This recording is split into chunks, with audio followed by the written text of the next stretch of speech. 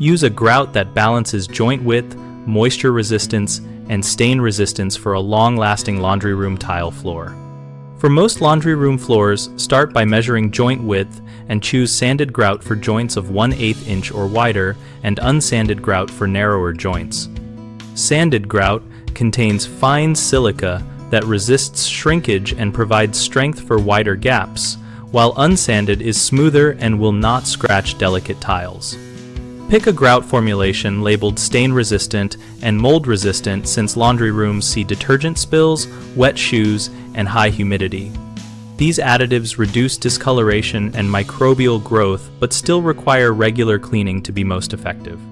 Consider an epoxy grout if you want near impermeable performance and superior stain resistance, noting that epoxy is thicker, cures differently than cement grout, and demands careful mixing and rapid tooling to avoid visible seams.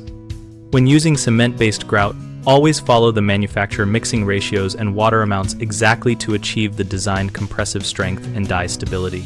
Too much water weakens the matrix and increases shrinkage and cracking. Seal cementitious grout with a penetrating sealer after full cure to add water repellency and make routine cleaning easier, applying 2 thin coats and wiping off excess before it skins. For large format tiles, keep grout joints consistent in width and use an appropriate grout float and sponge technique to compact grout fully into joints and remove haze without overworking the fresh grout. Common mistakes include using unsanded grout in wide joints, which leads to sagging and premature failure. Fix this by switching to sanded grout sized for the joint and pre-testing a small area.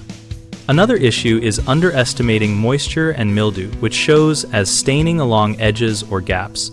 Address this by choosing mold-resistant formulations, sealing cement grouts after cure, and ensuring the room has adequate ventilation.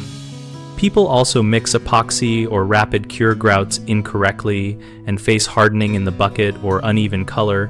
Avoid this by measuring components by volume or weight per instructions, mixing only what you can apply in the working time, and cleaning tools immediately with the recommended solvents. BigHomeProjects.com helps homeowners locate local contractors and browse project examples related to grout and tile work so we can compare skills and pricing. We also support contractors seeking new projects and operate a discussion community where we share tips, ask questions, and learn from other homeowners and professionals.